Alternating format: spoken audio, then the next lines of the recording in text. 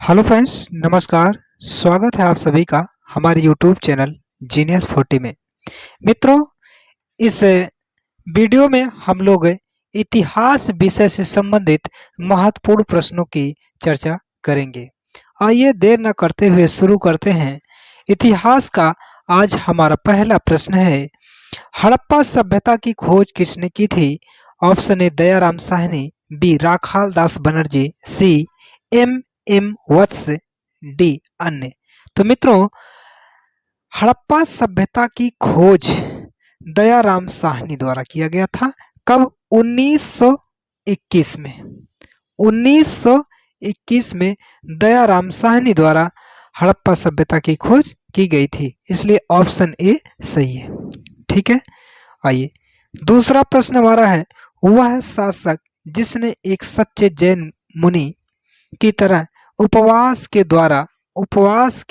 द्वारा शरीर त्याग दिया था, वह कौन था? कौन ऐसा शासक था जिसने एक जैन मुनि की तरह अपने प्राणों का त्याग किया था? तो ऑप्शन है बिंदुसार, अशोक, चंद्रगुप्त मौर्य, डी अन्य। तो मित्रों, इसमें ऑप्शन सी सही होगा, चंद्रगुप्त मौर्य। मित्रों, चंद्रगुप्त मौर्य 298 ईसा पूर्व में जैन मुनि भद्रबाहु के से जैन धर्म की दीक्षा लेकर 298 ईसा पूर्व में श्रवण बेलगोला नामक स्थान पर सल्लेखना विधि द्वारा अपने प्राणों का त्याग कर दिया था। कौन? चंद्रगुप्त मौर्य। और चंद्रगुप्त मौर्य का उत्तराधिकारी बिंदुसार था। कौन था? बिंदुसार चंद्रगुप्त मौर्य का उत्तराधिकारी था। ठीक है, चलिए तीसरा प्रश्न है मित्रों, तराइन का प्रथम युद्ध 1191 ईस्वी में किसके मध्य लड़ा गया? ऑप्शन ए मोहम्मद गोरी और भीम, ऑप्शन बी मोहम्मद गोरी और पृथ्वीराज तृतीय, ऑप्शन सी मोहम्मद गोरी और जय सिंह, ऑप्शन डी मोहम्मद गोरी और अजय पाल। मित्रों, इसमें ऑप्शन सी सही होगा। ऑप्शन सी ना सही होगा, सॉरी, 1191, ऑप्शन बी सही होगा, मोहम्मद गौरी और पृथ्वीराज चौहान इनके मध्य लड़ा गया था, जिसमें तराइन के प्रथम युद्ध में पृथ्वीराज चौहान विजयी थे। ठीक है, नेक्स्ट है चौथा प्रश्न है, बंगाल को मुगल साम्राज्य से पृथक कर एक स्वतंत्र किया, कौन सा वह व्यक्ति या शासक था जिसने बंगाल को मुगल साम्राज्य से पृथक करके स्वतंत्र किया था? तो ऑप्शन ए मुर्शिद कुली खां, ऑप्शन बी शहादत खां, सी सरफराज खां, डी अन्य। तो मित्रों, इसमें चौथे का ऑप्शन ए सही होगा, मुर्शिद कुली खां। मुर्शिद कुली खां बंगाल को, कौन सा? बंगाल को मुगलों से पृथक किया था। नेक्स्ट पांचवा प्रश्न है, विधवा पुनर्विवाह कानून कब बना? विधवा पुनर्विवाह कानून कब बना? ऑप्शन ए 1853 ईस्वी, बी 1856 ईस्वी, सी 1863 ईस्वी और डी 1865 ईस्वी। तो मित्रों, पांचवा का ऑप्शन बी सही होगा, ऑप्शन बी 1856 ईस्वी में। 1856 ईस्वी में हिंदू विधवा पुनर्विवाह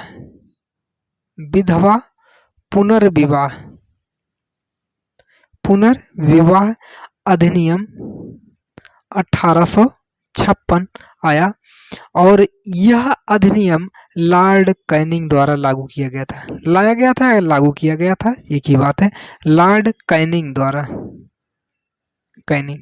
विधवा पुनर्विवाह लॉर्ड कैनिंग द्वारा 1856 ईस्वी में। नेक्स्ट छठवां प्रश्न है, अंग्रेजों ने फूट डालो और शासन करो, फूट डालो राज करो अर्थात फूट डालो और शासन करो की नीति कब अपनाई? तो ऑप्शन ए 1877 में, ऑप्शन बी 1833 ईस्वी के बाद, इसमें के रहना चाहिए, के बाद। ठीक है, के 1858 ईस्वी के बाद और 1799 ईस्वी के बाद, या वहीं से शुरू किया था। तो छठे का जो है 1858, ध्यान दीजिएगा 1858 ईस्वी से या के बाद अंग्रेजों ने फूट डालो और राज करो की नीति अपनाई थी। नेक्स्ट 7वां प्रश्न है, इंग्लैंड में गृह युद्ध कितने वर्षों तक चला था? इंग्लैंड में गृह युद्ध कितने वर्षों तक चला था? 4 वर्ष, 7 वर्ष, 2 वर्ष, 10 वर्ष। मित्रों इसमें 7वें का ऑप्शन बी सही होगा, 7 वर्ष। 7 वर्ष इंग्लैंड में गृह युद्ध 7 ईयर तक चला था। नेक्स्ट 8वां प्रश्न है, आर्य भारत में कहां से आए थे? ऑप्शन ए पश्चिम एशिया से, ऑप्शन बी पूर्व एशिया से, ऑप्शन सी केंद्रीय एशिया से, ऑप्शन डी दक्षिण एशिया से। तो मित्रों मध्य एशिया से आए थे, तो मध्य के स्थान पर ऑप्शन में केंद्रीय एशिया लिखा है, तो इसमें ऑप्शन सी सही होगा, मध्य एशिया अर्थात केंद्रीय एशिया से आए थे।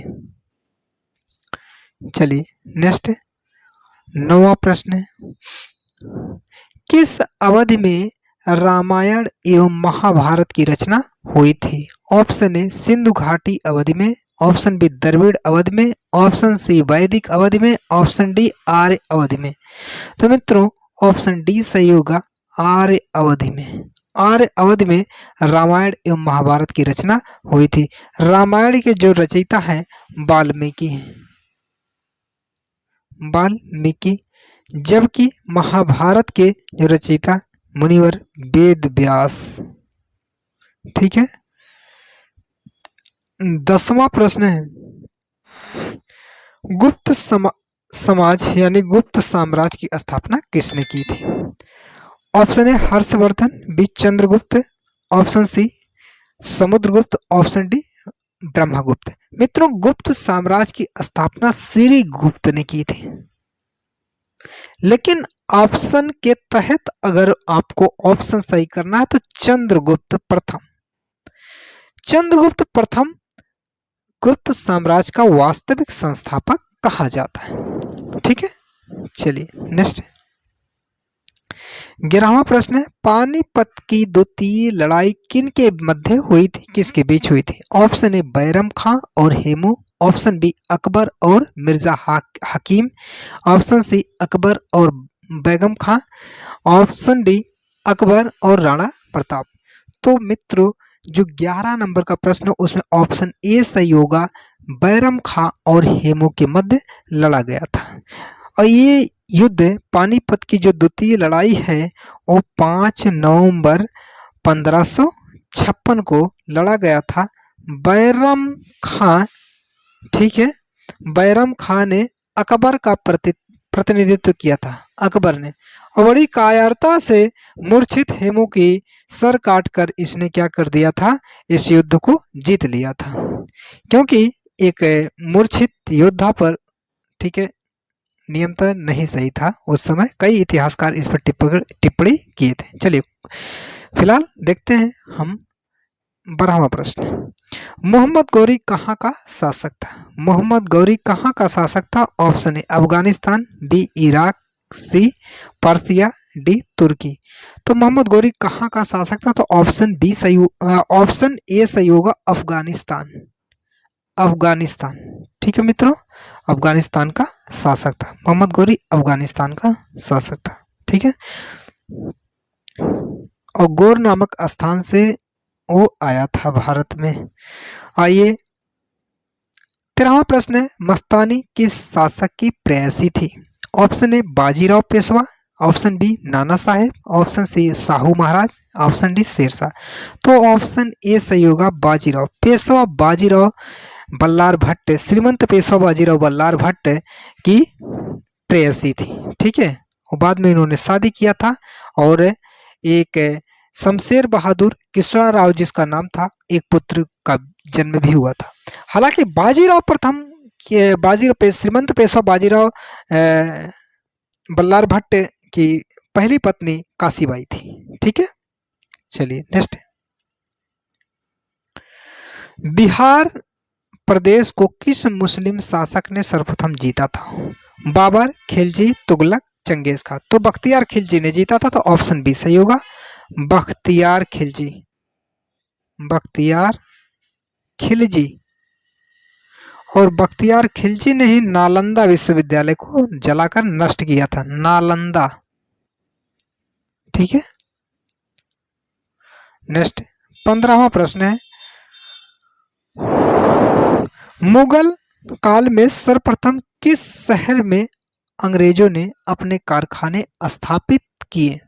Option A Madras, option B Calcutta, C Mumbai, D Surat. तो ऑप्शन डी सही होगा, सूरत। ठीक है मित्रों, चलते हैं आगे। 16वां प्रश्न है, पहली सहायक संधि कौन सी थी? पहली सहायक संधि कौन सी थी? ए रोहिलखंड, बी निजाम और सी Awadh, D Jhansi.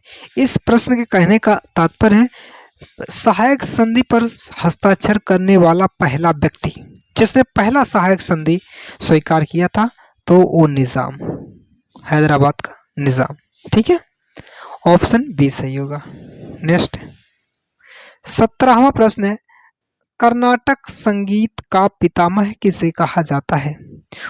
Option A Muthuswami Dikshitar, option B Tyagaraja, option C Purandaradasa, option D Swati Tirunal. तो इसमें 17वां का जो ऑप्शन है, ऑप्शन सी सही होगा, ऑप्शन सी पुरंदरदास। ठीक है, पुरंदरदास। 18वां का प्रश्न देखते हैं। 18वां में एक ऑप्शन कम है, ऑप्शन पहले नोट कर दे मित्रों, ऑप्शन डी चंद्रगुप्त द्वितीय। ठीक है, किसके शासन काल में प्रथम चीनी यात्री भारत आया था? Option A Samudragupta, B Chandragupta प्रथम, सी हर्षवर्धन, डी चंद्रगुप्त द्वितीय। तो इसमें ऑप्शन डी सही होगा, चंद्रगुप्त द्वितीय के शासन काल में फाहियान नामक प्रथम चीनी यात्री भारत आया था। नेक्स्ट 19वां प्रश्न है, निम्नलिखित मुगल शासकों में से किसे प्रिंस ऑफ बिल्डर्स के नाम से पुकारा जाता है?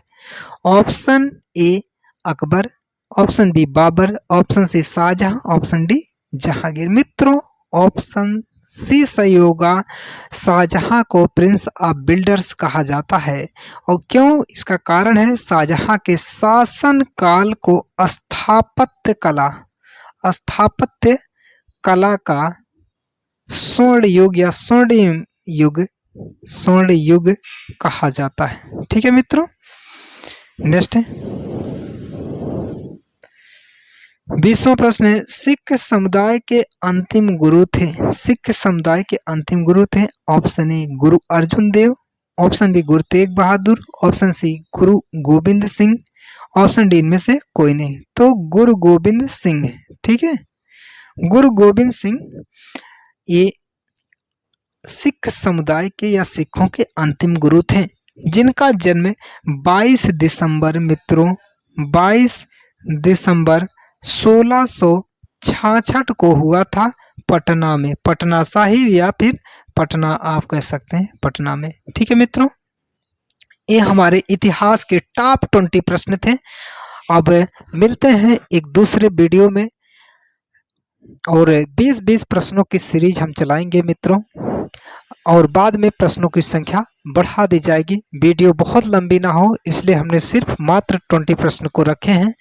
और अगर मेहनत पसंद आ रही है तो वीडियो को जरूर आप लाइक करें और शेयर करें, एक कमेंट करें और चैनल को जरूर सब्सक्राइब करें। बहुत बहुत धन्यवाद।